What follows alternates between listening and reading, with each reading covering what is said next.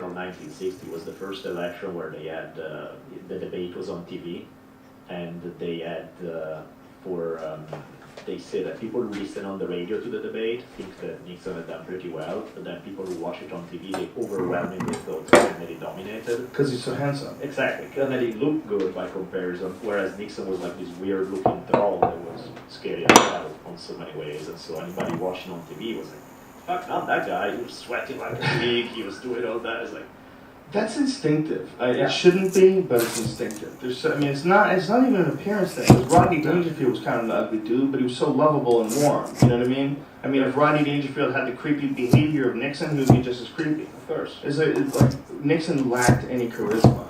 When you tell people, oh, you trust first impressions, they're like, that's superficial, you're only looking at somebody's good looking or not. It's not even about that. There's a vibe to people. To me, I'm a big believer that I don't know exactly what you see. I don't know if it's some specific body language. I don't know what it is that you see, but to me, it's everything you've ever gone through is written on your skin. It's like it's in how you move, it's in how you talk, it's in how you do everything. So it shows up. And to me, it's now weird that some people can't see it. It's like, why the fuck can't most people see it? It's like a chihuahua. I think, just think about that statement, that your faith, after you stabbed the dude like 28 times, shot him in the head, slit his neck, like this bitch did some crazy shit to this guy's body. It's just like nothing. It makes me wonder. I think she actually believes it. When she says my faith, I think there's a good chunk of her who actually believe what she's saying. She could be one of those people that's so crazy they sort of reform their reality for 3 or 4 hours. There's people like that. I've seen people that have been able to justify almost anything because they just sort of put it away and then there's a new reality. I'm not like that. Like, you just did it. What are you talking about? Like, there's a lot of people that are like that. You just shut parts of them up, and unfortunately, a lot of them suffer childhood abuse. Yeah, in fact, that's the thing that sometimes, when you've got the whole background story, you also feel bad, but then, you feel bad for the 5-year-old. You don't feel bad for your account, because it's like, I understand how you got here, but understanding doesn't mean justifying. I get some things. There's sides like, actively going in and taking their kids away. But just some form of education, some community sector, something. I just feel like when you're like a really coordinated and engaged more, you're just asking for problems. You're just asking for problems. You should fix that, level that up as much as possible, help those people as much as possible, and help them to get the fuck out of there. And the thing that drives me crazy about people when they talk about people that are in the ground, like, oh, they're poor, they're lazy, that's why they're still on welfare. If they don't want to work, you don't get it. You don't get it. They are in a shit spot. And it's super hard to have a good mentality when you're in a shit spot. It's very hard. So to say that they, it's just fucking you off the lazy asses and stop fucking out there, you're probably missing what's going on there. Ideology aside, right-wing rhetoric aside, you're dealing with someone who got a terrible roll of the dice. And that could have been you, man. You could have been in that, and just because you can pull out a story or 2 or 3 about people who are in that situation, and then Rob went on to get his PhD, and to this day, he says that living in the ghetto does not hold you back. It's a prison of your own mind. There's always those stories, but the reality is, how much good role models those kids have? How many good role models? How much good inspiration? How much hope for the future? Student of mine, first semester I started teaching, this guy was September LA, and we started chatting after. The stories he would tell me about was a normal part of his day-to-day life. Be like, I guess I didn't get home until midnight for class, because somebody killed right on my door, and so they had locked up the whole time. Like, fuck, really? And that shit would happen like 3 times a year. Yeah, it happens all the time. It happens all the time. It's real dangerous. Running into the wrong people. It's all real dangerous. And no one's doing shit about it. All they do about it is they arrest people when people do things that are bad. Instead of making the cops' lives way easier. And this is all utopian, hippies. We need to fix it. We need to do something about it. But it's just weird to me that it never comes up. It's weird to me that if you do bring it oh, socialism, Right. and people like there's a bunch of babies there, man. There's like a whole community of future people that you can affect. There's a whole new generation of future people that if emphasis is put on helping, it can help. It can, somehow or another we can figure out a way to like at least eliminate a certain aspect of the lowest of our lowest class society. You know, it seems like that could be done. It seems like at least part of it can be done. Sure. Definitely better than currently, at least. Way which is not better. saying much. But No one's just It's just one of the most frustrating things is how far we've come as a human race, and yet how far we have to go when it comes to shit like that. yeah, but I mean, the whole answer is what initiative is like do yourself up by your bootstrap and stuff. There's something good about that. Well, Because yeah, there is. Of course, there is an element about self-empowerment that, regardless of circumstances, you're not gonna change circumstances just because you wish it. So there is an element of individual needs to find a way. Nothing else is doing it for you. You might as well. Other way, I like myself. There are good things, but I also see it. I mean, that is not a god.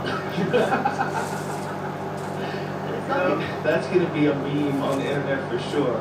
Then I look at everyone else and I'm like, fuck, and I'm like, God, that is a meme and a half, son. You just fucked yourself. You just fucked yourself hard. You better hope and pray you don't say anything stupid for the next 3 years. That's how long you remember a meme for. That's so good. That's good. And I look at everyone else and I'm like, fuck, oh my God. No, but I think that's what it is. It's not that I don't think come all that, because when I look at objectively just me, I do so many places where I could improve. But then the bar is so fucking low on average. The average human being, there are so many that people do Right. Right, when you think that you're a loser because you can't pay your credit card, you hear about this guy in Cleveland that has kidnapped 3 women for 10 years, you go, I'm not a really bad person. Right. It's like, okay. Yeah, that's why it's important to surround yourself with bad motherfuckers. That's very important. You know, to surround yourself with cool people. Like, one of the things that I've gotten really good at as I've become an adult is I collect cool people. I know how to collect cool friends. I know a bunch of cool people that manage to sneak into my life. And that's very important because when you have questions about something, when you want to talk to somebody about something, like I can resource a database of cool, intelligent, level-headed, healthy ego people. That's super important. It's so hard to find. It is. That's one of the most important things about choosing a place to live or choosing people to be around is surrounding yourself with inspirational people. People who also are healthy, people who are excited, people who have good attitudes, people who aren't lazy bitches. The most common I see when I look at your board, when I look at Duncan's board, emails where you go and send you an email and call you that. So many people see the exact same thing you're saying, which is, Jesus Christ, I can't find around me the kind of conversation that you guys have on the podcast. Man, I wish, and that's why I listen, because I can't find it around me. And, it's amazing, it's inspiring to be reminded that all of humanity is like that. Well, you know what it is? There's a lot of people that think like us out there, but they weren't connected by like a show. Yep. It's like they were all floating around, and you sort of locked into certain ideologies, and sometimes you could listen to this kind of a show or that kind of a show, but it never, it didn't get locked into like where you can all meet up. It's almost like you need a spot where you meet up, and then everybody goes, I'm not alone. I'm not crazy. I'm not alone. Yeah, this world is fucked. Thank you. Because I get up every day and I look at my alarm clock and I go, what the fuck is the point of going to my whack-ass job? Right. Well, this is a crazy, fucked up world. It doesn't make any sense at all. And I'm just stuck in the system which eats up most of my time and therefore leaves me with no time to really think about what I'm doing. Yes, I'm just caught, a creature of momentum, floating down the river of life, trying to figure out a way to get to a lily pad. Just catch a breath. Fuck, man. So, that's one of the best things about living in LA, is that I know so many cool people that live around here. It's one of the only things that keeps me around. It's so important. And so important to do it through podcasts, too. When we do it, when we bring you these people, when we guys out there listening, we bring you these people like Daniele Bolelli, Joe Diaz, and Duncan Trussell. You know, that stuff, when it spreads like that, like it's good for everybody. It's good for all of us. I mean, imagine you're the guy who lives in a town of 1,000 people in Nebraska or something. Yeah. And you are everybody you relate to feel like they live in part of the universe. Yeah. You feel like you're the leader. Before internet, you really fuck.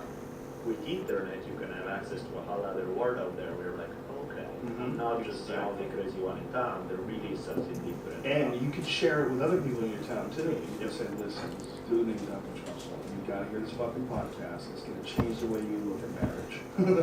Or a flashlight. Or a flashlight. Yeah, that's what the internet provides that nobody had before. Yeah. You know, that's one of the things that was really fascinating about this Dan Carlin podcast. Is he was talking about Martin Luther and how they printed up. This is amazing stuff, folks. They made these little like pamphlets, and they handed out these pamphlets about religion, and people would hide them and share them with each other, and they were like secret, and it spread like a wildfire. This guy Martin Luther, he was the first guy to translate the Bible in a phonetic language. The first guy to make it so that the people who didn't understand Latin could actually read the word Bible. Yeah, because at that time, when he started doing that, it was a death penalty